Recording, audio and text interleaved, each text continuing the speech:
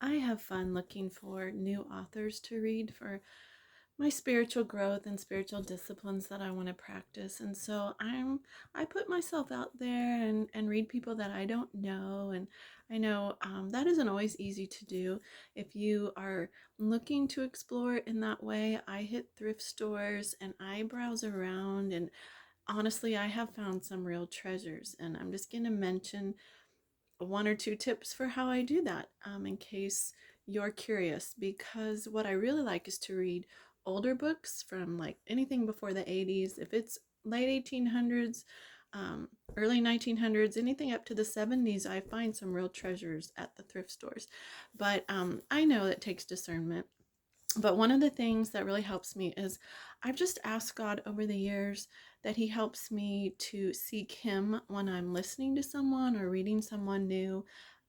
Because when I'm looking to hear Him and His wisdom and His voice and not fixating on the person, I just really feel like God gives discernment and He kind of helps me weed through. People make fun of me, what's on my bookshelf sometime. Like, wow, you got authors from really different ends of the spectrums on different topics. But honestly, it's because I've found like I'm never going to agree with anyone 100%.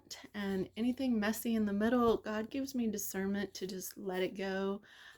As a fun friend said, eat the meat, spit out the bones. And so I just feel like He lets me do that. And because reading books is fun to me, it's a hobby, I can even play around with some authors that I don't agree with. And not that you have to, and I want you to learn to be discerning, but here's how I do it.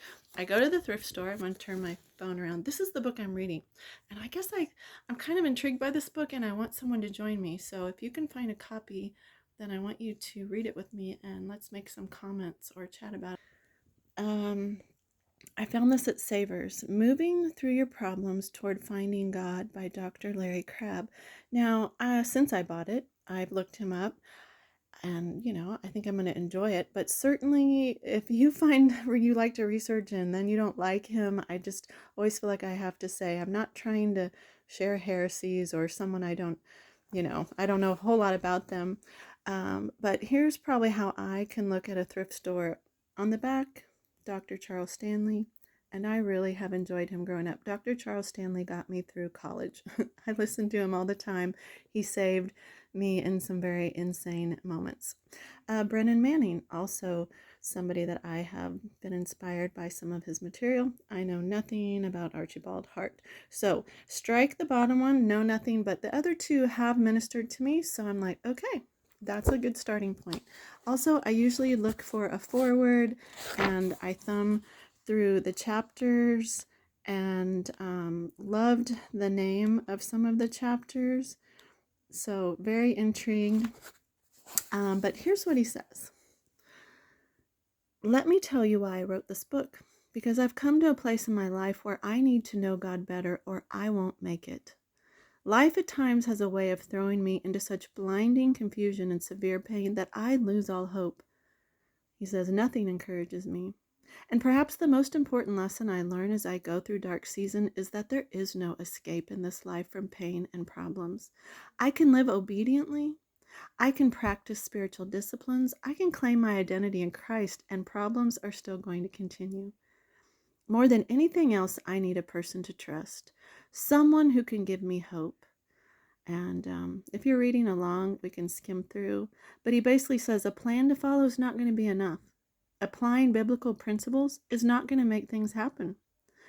Without someone to trust, I'm either going to pretend like things are better than they are, or I'm going to live to relieve pain. And don't we feel like we do that, and people are doing that everywhere around us, just living to relieve their pain?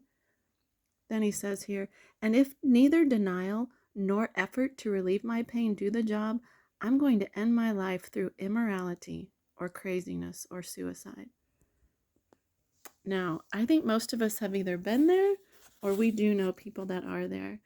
And so immediately, just in the foreword or personal note, I'm like, this guy's going to be about finding God for the realities of the pain of our humanness.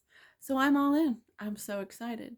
He basically says, if we're going to say just trust God or just go get counseling or just obey God a little bit better, we need to know that at the end result of that, if we're not finding God, then we're just lost in our striving. So he just is going to talk about how his problems really led him to find God, because in the end, that's the only answer that's going to make us whole. That's the only thing that matters.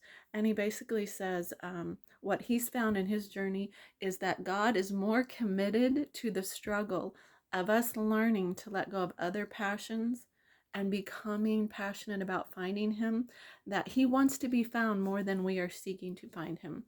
And I think it's going to be super insightful.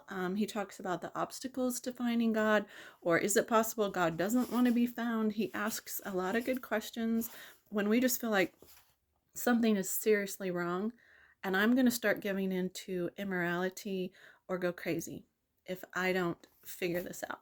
So I don't know if you can get on Amazon or find it somewhere. I got it at their store, but Finding God in Our Problems, I'm going to give it a try. Join me, because what we want is the real deal, girls. We want to find God. We don't just want to be busy, and we certainly don't want to go crazy.